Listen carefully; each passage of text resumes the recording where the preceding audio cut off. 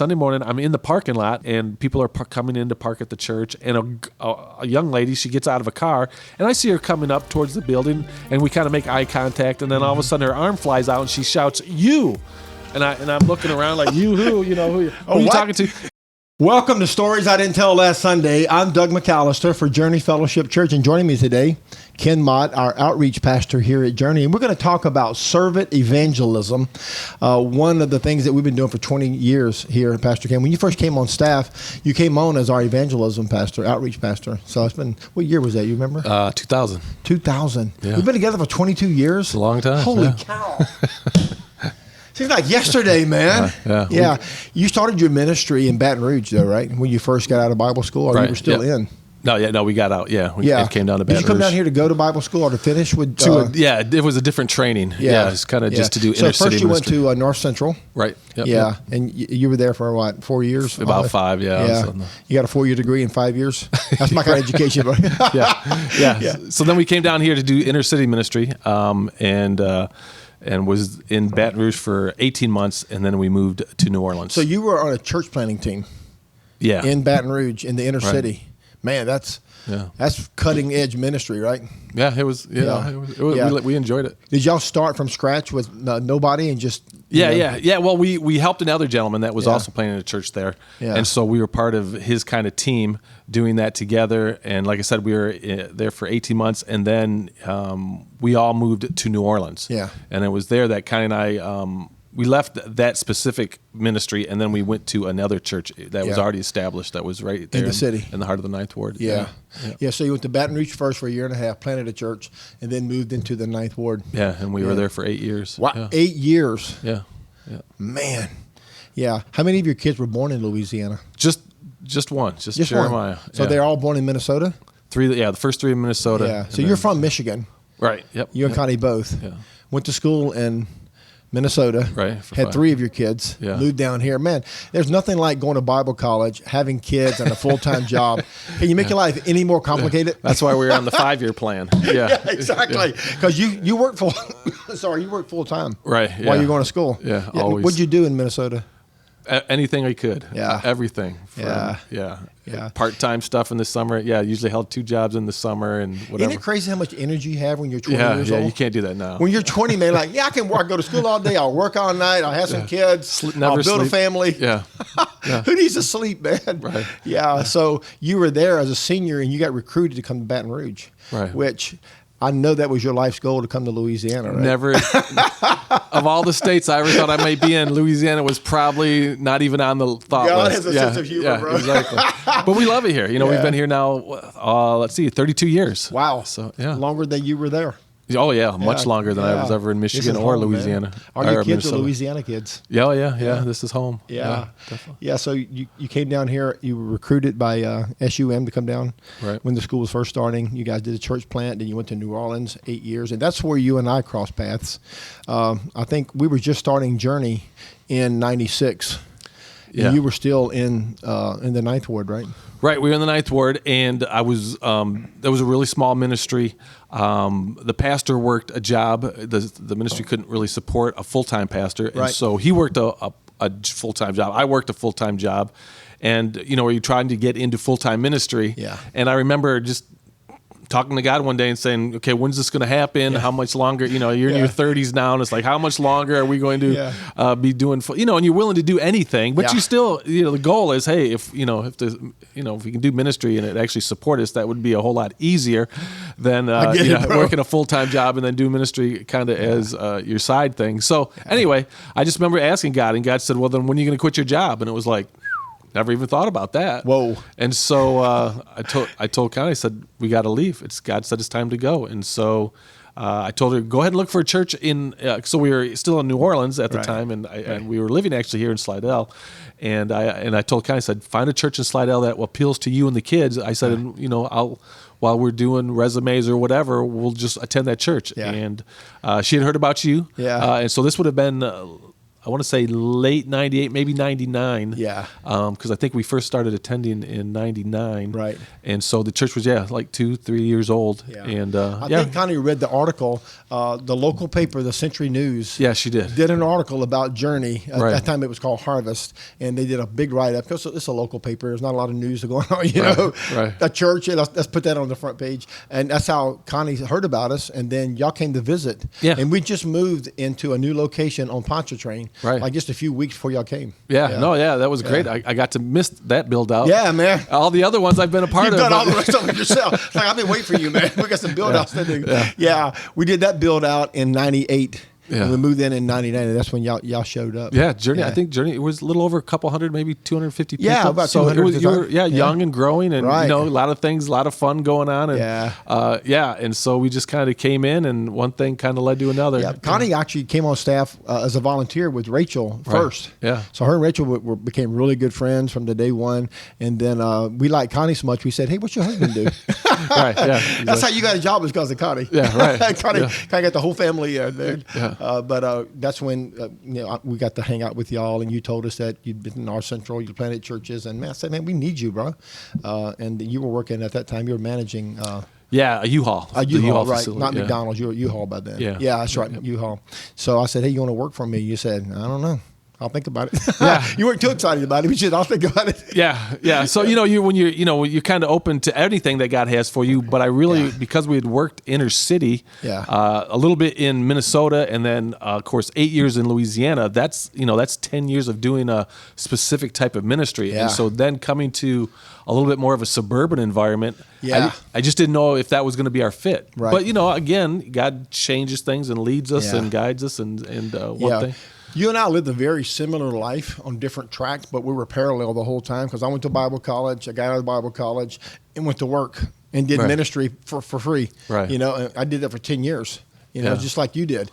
It's kind of odd that some of my friends went to Bible college, and when they were seniors, they got offered the best plum job in town. Right. And I got offered the housekeeping job in town, for 10 years. But hey, I took it, man. Yeah. Whatever it takes to get in the ministry, I said, Lord, I'll do whatever it takes. Yeah. So people would ask me if I was in the ministry. I always said yes. Yeah. But I work on the side so I can support my ministry habit, because that's kind of what it was. Well, that's true, right? Your heart was in. You were in ministry. That's where your heart was. But yeah, 4 kids, you have to survive. I know, right? You have to. There's a huge responsibility. They all want to go to school and they want to eat every day. Every day they want to eat. Yeah. They want a house. Mama wants a house, man. It's just like everything goes. But you're called. Right. And you just can't shake it, man. Exactly. You just can't shake it. So when you came on, I said, hey, man, what we really need is somebody to help us to lead our evangelism at our church. And you said, that's right up my alley. I'll do it. So you started out as our evangelism pastor. And for the last 22 years, you probably have done every role at Journey, huh? Yeah. One time everything but music. You don't want me to sing. Hey, God, you and I were never called on to do music. Yeah. Right. I talked to Kate this morning about it. I said, some people aren't gifted to sing. Right. And I'm one of them. Exactly. I should never be on the stage. I always feel bad for the people that are around me. It's like, you might not want to sit here because I'm about to sing. You're in a bad place, man. You may able to move over a couple of rows. Yeah, because I sing with all my heart, even though I can't carry a tune. Right. Well, but you've done almost I know you've done children's ministry because you started out doing junior high as a volunteer. Then you was youth pastor for a while. You did evangelism. You were executive pastor. You've preached on Sunday. You led the Wednesday night experience and outreaches and evangelism and mission trips. So you've been a partner with me for 22 years. In fact, you and Connie helped build the church as much as Rachel and I did. But I think your greatest gift that you have is evangelism. That's your calling and your anointing. And we've done it in several different ways. So right now, as the outreach pastor, you're in charge of our big events. Right. Which you've done that. Recently, we had a crawfish boil. We boiled, how many pounds of crawfish did we boil? Yeah, was it 1,000 pounds? 1,000 pounds of crawfish, and we had a park full of people. So you led that big event, and you also coordinate our disaster response. If a hurricane or whatever that we have to face here, you lead that response to that, and we did that last year. What hurricane came last year? I forgot. Was it Ida? Ida. Yeah, Ida came last year. So we didn't take a direct hit. Right. Or maybe a glancing blow, but it's bad enough. There were people Oh, definitely. Yeah. We spent a couple of months tarping roofs and, cleaning yards and just, helping wherever we could. And then you turned our warehouse, thanks to Convoy of Hope. Yep. They filled our warehouse with food and water and diapers and everything. Right. And then we turned that into a supply line that went on for weeks, huh? Right. How long did that happen? They all kind of blend together. We've been doing this for so long. But at least a few weeks. Yeah. So Ida wasn't a Katrina in the scope of, but it was still a month or two worth of, like you said, blue tarps and relief supplies. So you're our coordinate disaster response, but not just here. Sometimes we go all the way as far as Florida. I know you took a team to Florida a couple of years ago. A couple times, We went over to Panama City when that one hit. And been down to Homa. Oh, yeah, that's right. Took a group to Lake Charles. Baton Rouge, Right, so it's right. We've been all across the South, all across the Gulf South, doing disaster relief. Primarily, we got our teeth cut, though, at Katrina. Right, yeah. Dude, what a baptism by fire, huh? Right, yeah. So when we all evacuated, and then you and I kind of met up at my brother's up in Tennessee. Yeah, we all lived together for a week. And we were back, but we were back within what? Yeah. 8-9 days after the storm. So soon. Before they let most of the public in. So we got in before they started blocking the highways and saying, look, the area just can't support you all. And so we got in. Representative from Convoy, and you know the story better than I do, but the representative of Convoy contacted you and said, hey, would you be willing to use, could we use maybe your facility and just bring in truckloads of stuff? Yeah. And that really was you said, our baptism by fire, but we learned so much. What a great connection. That was just one of those phone calls that by chance, I know it was divine, I know it was the Lord, but really it was just by chance, with the divine directing it. So they called me and we started talking, and I said, yeah, we'll host y'all. And I told them how bad it was, and they said, that's exactly what we're looking for.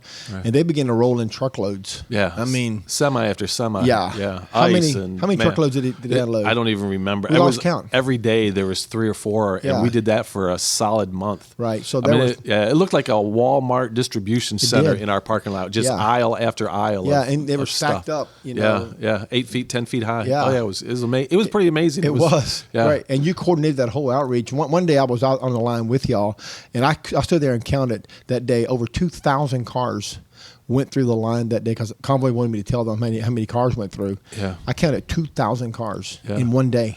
Yeah, the mayor actually commended us for because we did more. It's not bragging. It's just we were available, and God used the opportunity. We did more than the Corps did. Then the Army, they came in and brought their MREs, but we were giving away far more stuff than those MREs. The ice, the diapers, just the tarps, just anything and everything. Food every day. People would come in for canned goods and food and meat and just everything. And it was just an amazing. Well, we were in a adventure. good place because our church was blown away. Yeah, and we didn't have jobs. So what else are we going to do, man? Right. Yeah, I remember we met at somebody's house. I think we met at your kitchen table, and there was a hole in your roof that day, remember? Yeah. And we said, hey, what are we going to do? And he said, well, let's just turn it into ministry, man. Let's just go to work. And we did.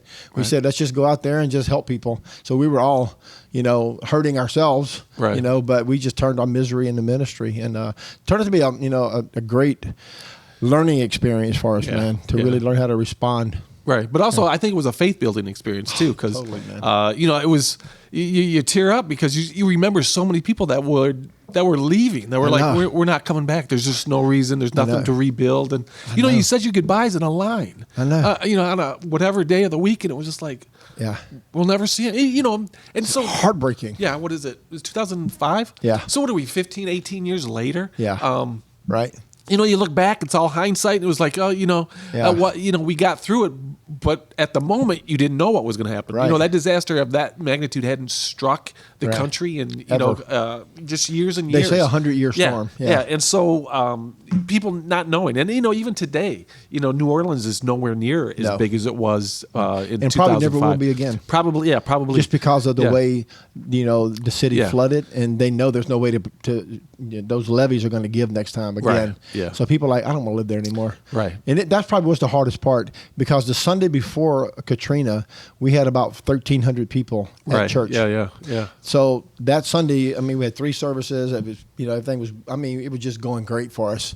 And then the next weekend, that Monday, is when Katrina came through and just took everything. Yeah. It was all gone. Literally, one day we're at the top of the world, the next day we're standing in 6 feet of mud. Yeah, and then we were gone for that one Sunday. Yeah, and then we were back for the next one. Right. And so we decided to. Right when they let us in, we had church. Yeah. So we set up. Yeah. We hosed off the chairs.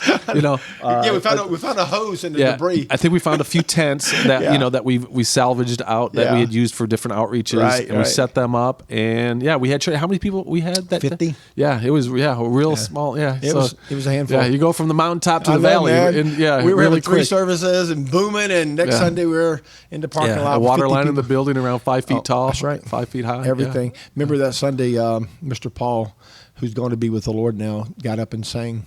He sang, what was that song? You remember what he sang that day? Count Your Blessings. Count Your Blessings. Oh, man. All 50 of us were crying, man. Yeah, it was good. Memories, man.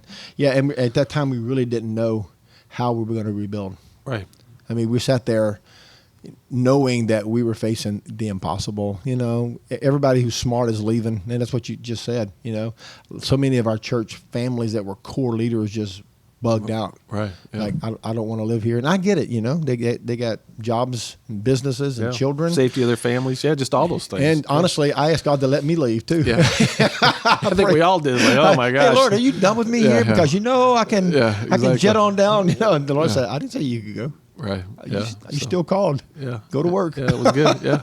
So here we are, man. Right. Yeah. 16 years later, we're so that was our so we had to rebuild from the ground up. Mm-hmm. Yeah. And we say that Journey's been, we've had to rebuild Journey a few times over the last. We have built it and rebuilt it. Remember a story you told at the Harbor Center about the ants making the ant pile? Yeah. And there's a guy kicking it over. Right. But the ant always goes back to work. Yeah, no, exactly. They immediately get back to work. What's the ant say? I see you standing right there. I need you kicking this thing over, but I'm building anyway, boy. Yeah. So we were like ants, man. We were rebuilding, starting all over. That's what you do. There's still people to minister, still people to that need Jesus, still people that need to hear God, that God loves them, and so that's what we do. You just get back to work. Yeah, I think what I learned, so many things that we learned, but one thing that just stuck with me is that, while we're busy rescuing other people, God's busy rescuing us. Right. Yeah. And man, we found that out so often, as we were homeless for about 33 months. Yeah. Oh yeah. We moved. I mean, you led that outfit because we you just were the portable pastor the leader, man, and you had a team every Sunday morning for 3 years, Ken. Yeah. 3 years, you guys unloaded. Yeah, we were in little other churches would allow us to their building at different times. Then we rented a few facilities that we could find that would give us, and then we kind of set up house at the Harbor Center. Yeah, we were like 2 or 3 times a month. Yeah, when they didn't have an event, we would use their building. Right, but that was as we'd get there around 5, it'd take us 3 hours to set everything up. Right. Have service or rehearse for the music, get it all ready, and then have service. Tear it all down. Tear it all back down. Put it all back in the box. That was quite an adventure. Not for a week. 3 years. Yeah.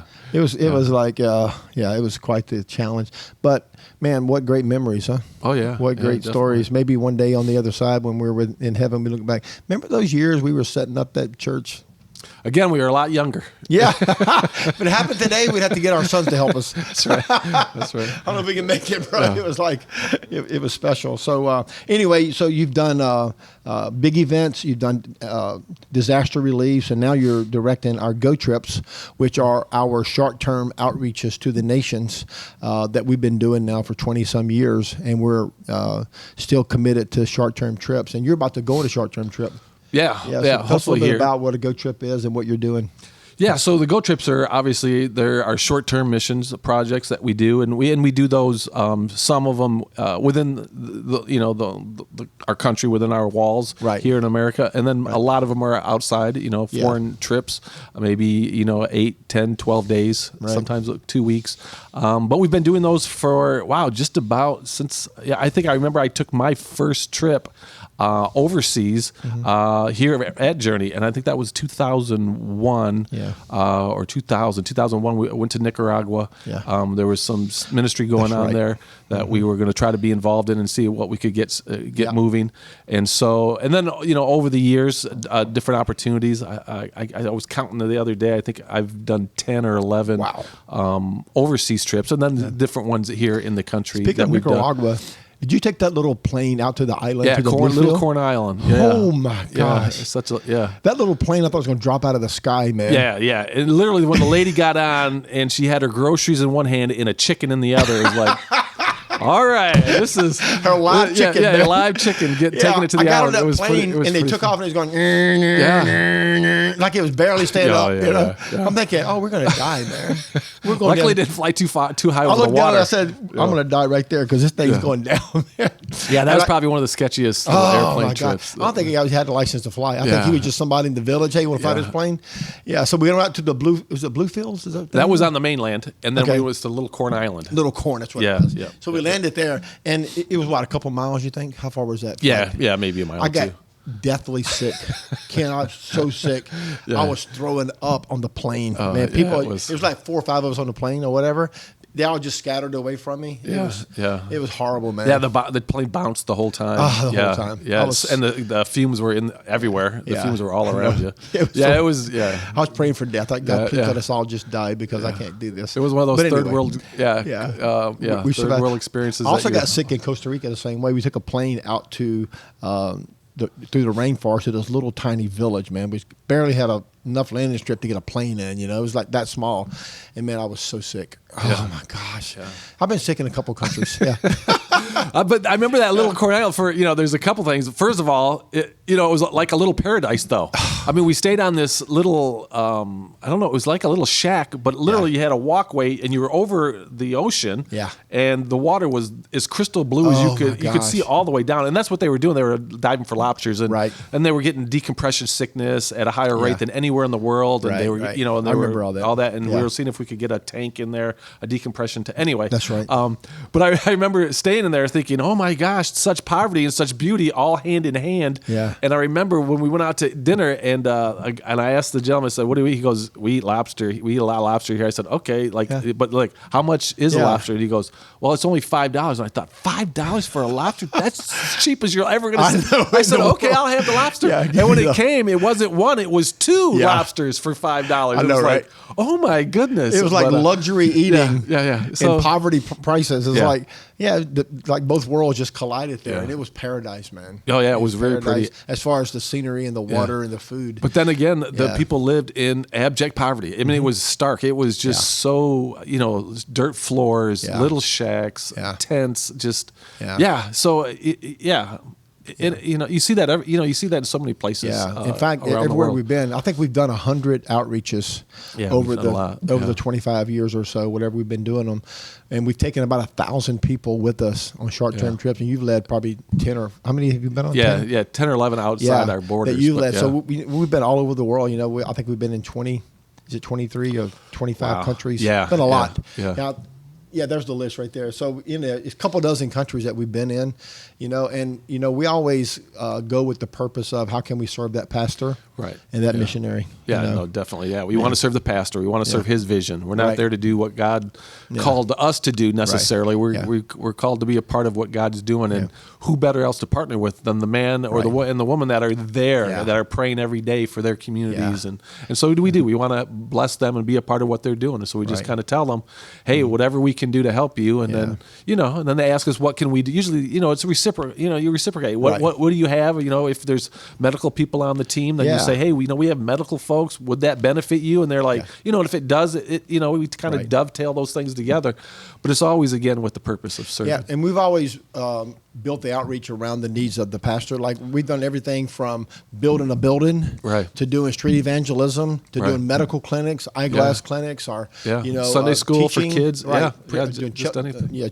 Children's outreaches. We've done whatever that pastor asked us to do. We would just go figure out how to do that. And so we have a friend in Argentina, Luis Padilla, who is one of our missionaries. Yeah, and he's kind of over the area of church planning for the whole country of Argentina. Right. And so he's invited us to come. And so hopefully in November, we'll be going to a city called Tucumán, which is a little over 1 or 2 million people. So it's a huge area, a lot of people. But they have they have no Protestant presence. Yeah. Now they're heavily Roman Catholic, and Right. and God, But no evangelical church at but all. no evangelical churches that they know of in the Right. whole area. Right. And so That's pretty incredible. we're going to go up there and help him plant a church, and I think we're going to do it by tent ministry. Yeah. But there'll probably be a lot of door-to-door evangelism and just whatever he needs us to Nightly do. crusades, praying for the sick. Yeah. I know Luis does that a lot. And by the way, shout out to Luis and Lourdes Padilla. We love you guys. They're family here, man. They're Journey family. Yeah. So they've invited you to bring a team down to Argentina. That's a beautiful country too, by the way, man. Argentina is just. I've never been there, so I'm excited. Me and Cabe went back when Cabe was a senior in high school. We spent 10 days down there, and I got sick there too, by the way.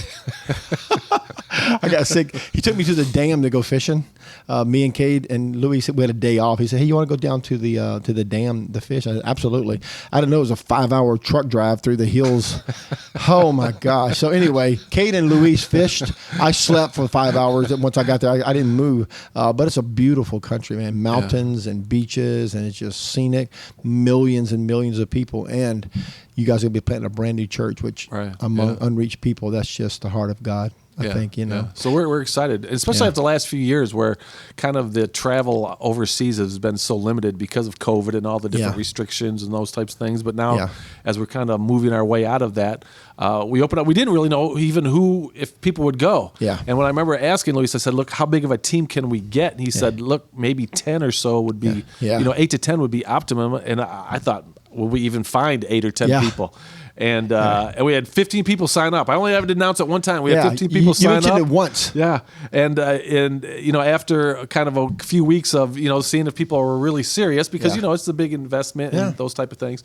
I still have 12 that are ready to go. So now I'm going to have to, Luis, we need room for 12. So, you got to get some more bumps, man. But people are excited to get back to, to going into all the world, as it says in Matthew, and make disciples. What month are you going in? November. You're going in November, right before Thanksgiving. Right. Yep. Yeah. It's going to be a great trip. Yeah, we were kind of unsure because we haven't led any outreaches in the last couple of years because of the virus. So we were just like, okay, let's just open the door and see what the Lord does. And man, we were all pleasantly surprised. Right. So we actually added a trip. We're going to be going to India too.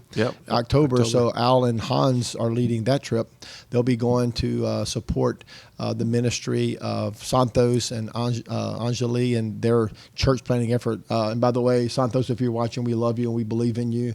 Can't wait to get over there and help you some more. But they planted 15 churches. Yeah, man. So Pastor Hans and Pastor Al will be leading a visiting trip. It'll be just them two going just to support what Santos is already doing. He's really just a world-class church planter. So we're excited about India and then Argentina, and then next year we're going to roll out a few more, as the Lord opens the door. So help our people have some international missions experience. And of course, Andy just got back from Atlanta. Andy led a team of about 25 to Atlanta in a local outreach or a domestic outreach. And he's done that now 5 years in a row. They've gone every year, so across America and now international, we're going to be reopening. So that's part of your responsibility is our big events, our disaster relief, and our go trips. But I want to go back to when we first started doing this together. And that is when we came up with the idea of servant evangelism. We didn't invent it. We stole it. Stole it from the guy at Vineyard. Yeah, Vineyard Church up. Do you remember his name? India? No. He's like Steve Sojourn, I think his name is. Yeah, because it's SJ or something. I can't remember. I'm probably butchering. Yeah, he wrote the book. Yeah, kind of. Yes. Yeah. Did he pastor Vineyard in Ohio or somewhere? Yeah, I think it was up in either that or Indiana, one of those two places up there in the Midwest. Yeah, I think it was Cincinnati if I remember right. Yeah. He wrote a book called what was it called? Something. Servant Evangelism. Yes, is that what it was? Yeah. So you gave it to me, and I said, this is just like us, man, because he thought like us and he planned like us. I said we could do this because basically it was sharing the gospel just by doing acts of kindness, simple acts of kindness, and man, we could do that. I mean, it's just our nature. Let's just do it formally because we do it anyway. Let's just get the whole church to do it with us. So we just we came up with our own name. We called it Summer of Service. That's when we were much younger. And we would do it like 10 weeks in a row. We do. Yeah, we would literally do it 8 weeks in a row. No, every Saturday, event. Bro, we would do Summer of Service, and we do it all. Now we call it Serve Day. Yeah. Let's pick out one Saturday. Let's go serve because we got to just face reality. So we have a Serve Day. Now we're recording this before Serve Day, so it'll be broadcast after Serve Day. But tell us tell everybody what we're doing for Serve Day this year. Yeah. So last year we partnered with 2 schools, Abney Elementary, and then they call it Little Abney, which is the Abney ELC, Early Learning Center. Right. And they're just, less than maybe a mile from us. Right. So it's our nearest school. And we just went and asked the principals, is there something that we could do for you? How can we serve you? Yeah. What can we do for you? And they came up with a list of everything from cleaning the lawn, cleaning up around, weed eating, mowing, those type of things, trimming trees. They had a bunch of courtyards inside the facility, and they asked if we would do something with them. And so I talked to a bunch of folks, and they said, hey, we could do this, we could do that. Right. They asked us if we could put some walkways in. They needed some walkways because of different flooding. And did the pavers and stuff. Yeah. And they just gave us ideas, and we came up with some ideas. And in the end, I think we had about 100 people show up last year, and we just kind of descended upon the facility like ants, and we just blessed them. But we did that outdoors, but leading up to that, we adopted a grade. We adopted one of their second grade classes, and every child in the second grade, which was I think a couple hundred of them, we bought all their school supplies. Wow. So the church, we just presented before the church, and they just started dropping off stuff. There's a lobby full of school supplies right now. Right. And so we did that again. And then the other thing we did is we wanted to be a blessing to the teachers. So we took their area that they're to go in the teacher's lounge, and we just stacked it full of snacks for the whole year. So we bought all kinds of supplies, put it in the closets and in refrigerators and everywhere, and just trying to be a blessing to those folks. And so we thought it worked so well last year. Maybe we'll do that again this year. And there's a new principal this year? Or was she there last year? Yeah, so the old principal was leaving, and Miss Sanders is now the new principal at Abney, and then Miss Troyer is over at Little Abney. Right. And so they're actually brand new principals. Last year were both of their first time. Yeah, right. So they were in a huge learning curve for themselves. Yeah. Now they've kind of got a little bit better handle on what's going on, and so when we approached them, they said, would you be willing to do these things? And so that's what we're going to do again this Saturday. This coming Saturday, or if you're watching this later, last Saturday, we were at Abney doing our serve day. And love the T-shirts. And maybe Cajun put a picture of the T-shirt up. We got a cool T-shirt that you guys designed. I should have wore it. I didn't think about it. Man, it looks so cool. You should have wore it. I wore it yesterday. So you did. That's right. It's got to be washed. Yeah, I got a whole box of under my desk. And it's bright. What color is that? Is that orange? Tangerine, it's like a bright orange. Yeah. Yeah. It's beautiful, and with Serve Day and a little smiley face and Journey on the back. So everybody that comes out is going to get a T-shirt that day. Right. Yeah. So it'll be a fun day for all of us to be together. But it's a great way to mobilize people and remind us. Yeah. We talk about when we first started. Some of those early projects were handing out water. I mean, we literally handed out. I was going to try to figure out how many waters are on a pallet of cases of water. I did the math last year when the convoy dropped off that pallet. I don't remember what I counted, man. Yeah, so it was in the thousands, I think. Yeah. So if I remember right, we would hand out 10,000 waters. That was the goal. Hand out right. 10,000 waters. Yeah. And so we would stop at strategic intersections, very populated, and as soon as the lights would flip and it was safe enough, we would just descend upon each car, give hey, that free cold water. They were all iced up. They were all nice and cold, and give them a card saying God loves you, those type of things. And people try to pay us too. Remember? Oh yeah, all the time. They put it down. We don't want anything. Right. I'll take it for $1. It's free. We want to give it to you. Yeah. And we really wondered, what kind of impact that it would have. And I've told this story probably many times, but I remember the first weekend we did it, we were out there. I think we were at the corner of Gauze and the interstate. As people were getting off and on. I-10. Just because we could have 20 people there handing out so many different waters. Right. Anyway, I remember we just you're just kind of in give mode. You're just doing it, and after a while you're saying hi to people, but it happens so fast. You don't have time for conversations. So anyway. A Sunday morning, that we did it on a Saturday. Sunday morning, I'm in the parking lot, and I'm at the front doors, and people are coming in to park at the church. And a young lady, she gets out of a car, and I see her coming up towards the building, and we kind of make eye contact, and then all of a sudden her arm flies out, and she shouts, "You!" And I'm looking around like, you who? Who are you talking to? And she goes, you're the reason I'm here today. And it was like, oh, wow. Okay. And I said, so what's going on? She goes, you gave me a water yesterday at the corner of I-10 and Gauze when I was getting on the interstate. She goes, and I thought, who does this? Yeah. What kind of church just stands at the corner and gives out waters? She says, I thought, if a church will do this, what kind of church is this? He said, so I came today. Yeah. So I came, and it was like, wow, that was pretty, what a story, to have an bro. immediate kind of reaction of what you had done the day. It was pretty cool. Yeah. And I think we were locked after that. We were just kind of. Yeah, we did that for years. Yeah, a long time. From the summer. We did things like laundromat quarter feeding. Oh, yeah. Remember, We we'd did go that to for many laundromats and times. just wash people's clothes for them. Yeah, Not yeah. actually wash them, but pay for it while they wash clothes. We did we do a gas weekend? Yeah, we paid bought down gas. the first $10 of gas. That's back when gas was affordable. Yeah, exactly. Nowadays, it's like, you get a sniff of the whiff, a whiff of the Now gas. it's 2 gallons. Back then, it was like a half a tank. Yeah, that actually mattered. It made a difference. Yeah, $10. Yeah, so we did that. We did the free car wash. Lots of free car washes. Man, people get in line and like, that was a lot of fun. Yeah, we bought thousands of popsicles one week. That's true. And we went out to the ballparks. Out to the parks. Yeah, that was fun, man. Yeah, we did that. I wrote a list of so many different things we did. We changed batteries and smoke detectors. Oh, yeah. We mowed lawns, every lawn in a subdivision. Oh, it's true, man. Yeah. Cleaned the bathrooms for businesses on our own street. We have nothing but businesses on this street. And, we put them out in teams and said, okay, you take these blocks, and every business, we said, hey, could we go in and just clean your bathroom? Knock on the door and say, can we clean your bathroom? Can you what? Yeah, exactly. Can we clean your bathroom? Wait, can you what? Yeah. They were like, what are you talking about? We came to do a free bathroom clean. Yeah. Let's say we did oil changes for single moms. Yeah. Remember one year you gave every family, you gave them $50 and said, man, I forgot about that. You figure it out. What do you want to do? Do something for somebody and bring back the stories. Yeah. Yeah. Yeah. So I don't know how much money we gave out. We gave out thousands of dollars, but $50 at a family. It was $10,000. Yeah.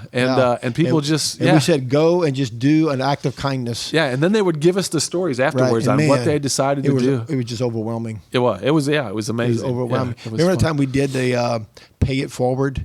Yeah, we did that many times. In the drive-through, whoever's behind you, or whoever's in front. How did that work? Yeah, you pay for the guy behind you. Yeah, behind you. Yeah, because the guy in front of you is already. So whether it was the local coffee shop, Starbucks, or PJ's, or all the different ones, or at the local McDonald's, Wendy's, you just I just want to pay the guy behind me. I got lucky because I had a minivan full of kids behind me. It was like $38. Like, man, I got in the line at the wrong time. Yeah. But hey, whatever's behind you, Yeah. So I'm trying to think. Many. We also prepared lunches for all the first responders. Remember, for the city, the sheriff's department. We went to every firehouse. Yep, and the sheriff's department and police stations. We did that. We went to the hospitals and gave nurses cookies. We did. And then a few years ago, before COVID, we actually adopted a whole entire block. 16 houses. Oh, that's right. And we did repairs too. Yeah, we sent them a letter in the mail saying, "Hey, this is what we'd like to do. Come to your house if you have any ideas of what we can do, maybe for your house. Right. Can we cut your grass? You need a tree taken down. You need a fence built, whatever it is." Right. And then personally, we walked to every house and had a conversation with the homeowner. Yeah, we covered every house on the block. And then then that Saturday, we kind of again descended upon it and did something for every house on the block. We were cutting their grass and weed eating and fixing roofs and putting pavers down. Yeah, built wooden fences. Mm-hmm. Yeah, we did repairing doors. Yeah, man, so many good memories, man. Yeah. 22 years of summer of service and now serve days. Right. Yeah, so many good memories, so many good people.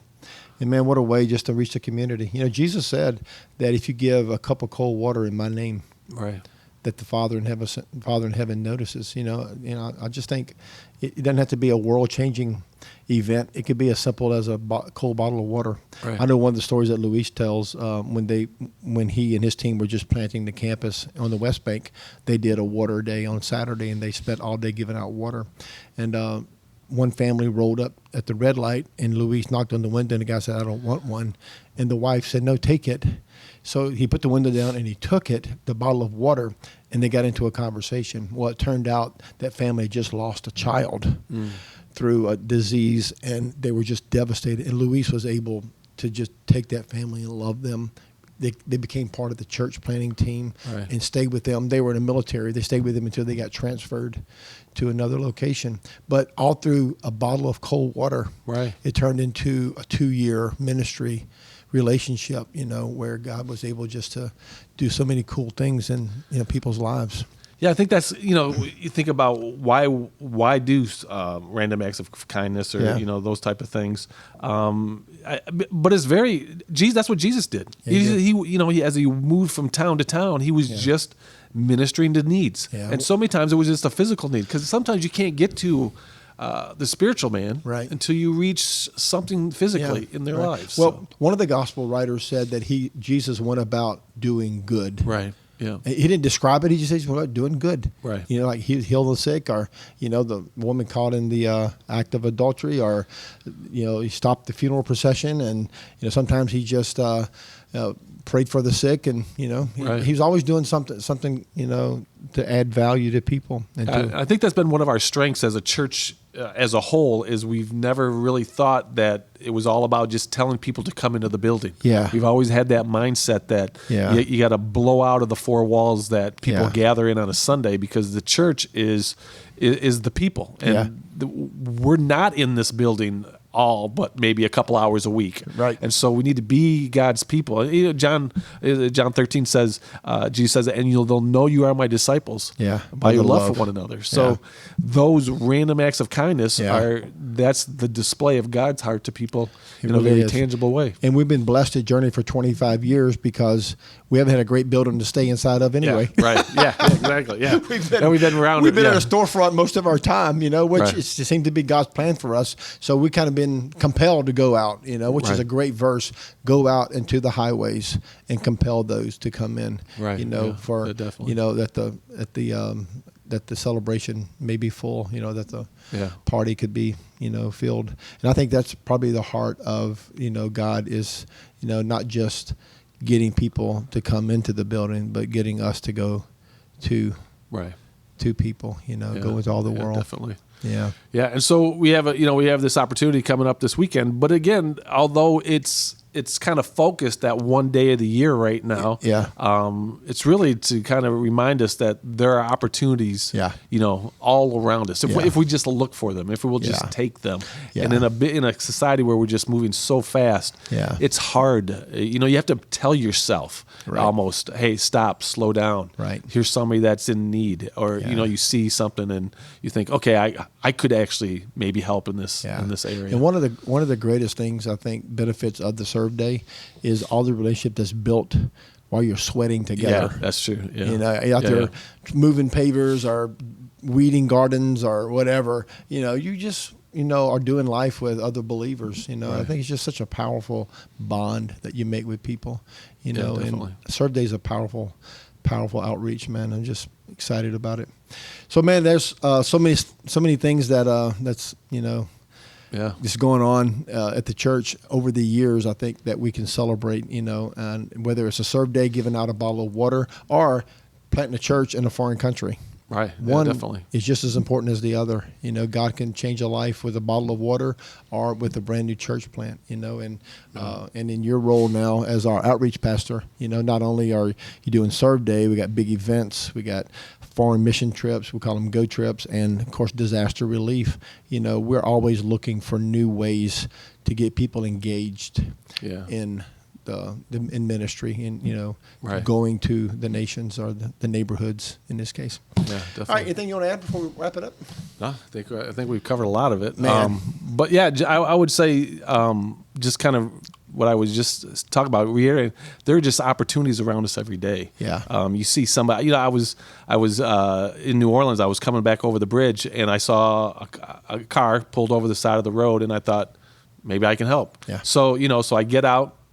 I walk up to the guy, and he said, "Man, I just ran out of gas." And it was like, and I thought, okay, so here's the dilemma. Do I take the next, because you're going to have to drive into Slidell, then you're going to get on the bridge, go all the way back over, loop back around. I thought, okay, so this is an hour and a half investment, or do I just go? And and the whole, if you listen to the Holy Spirit, He tells you pretty quick. Yeah. I know, right? So it's like, hey, get in the car, So we go, we get a gas can, we get gas, we loop back around, we make it around, and so what do you have? Basically, you almost have a gentleman that's almost captive. Actually, he was captive with me for a good hour, and it was like we just got to talk about life, about who he was, where he was from, what was going on in his life. Did he go to church? We talked about everything. Yeah. And, and then in that moment of time, God has the opportunity just to to reach a heart. Yeah. So we have some formal opportunities as a church, but the Holy Spirit gives us opportunities as believers every day. To do definitely. Serve days and to help people. Pay that guy behind you's coffee bill, or help somebody get gas, or feed a family that's hungry. There's always an opportunity, because I believe the Father in heaven takes note, even when we give a cold glass of water in the name of a disciple. Everything's valuable. So definitely. Well, man, I've enjoyed talking to you. I appreciate it. I'm excited about Serve Day coming up, that we just had. It's going to be It's great, I know. It's going to be fun. But if you'd like to get involved with us here, reaching out, Pastor Ken leads our Go trips, which are international trips, and some domestic. He also oversees our response to disasters with hurricanes, which may be coming soon. We're in hurricane season. We hope not, but yeah. We're what's the word? We're perched. What's the word I'm looking for? We're ready. Yeah, I hope Whatever so. that we are. You know what we have that we've never had before? We have a warehouse. We have like a 3,000 square foot warehouse, or maybe bigger, that we can stock full of supplies now, which we did last year. Yeah. And we responded to that disaster. So not only are you doing Go trips and disaster response, you're also doing big events, like we just had the big crawfish boil, and now you're leading the Serve Day. So get connected here and get involved with what God's doing here at Journey. So thanks for your time today. I appreciate it. It's been a wonderful day. Well, thanks for joining us here on Stories I Didn't Tell Last Sunday. I'm Doug McAllister for Journey Fellowship Church. Hope you've enjoyed this conversation today about servant evangelism. If you're new to Journey, check us out at jf.church. You can also download our church app. Go to your app store, type in Journey Fellowship Church in the search bar, download it. It is absolutely at our expense. It is chock full of information and resources, past sermons, small groups, how to get connected, lots and lots of ways you can read the blog, you can follow the podcast, lots of resources to help build your faith, all on the Journey app. And if you're living local here, come visit us on a Sunday. We're in Slidell, Louisiana. You can find driving directions on the app or on jf.church. But for Journey Fellowship Church, I'm Doug McAllister, and thanks for joining us in Stories I Didn't Tell Last Sunday.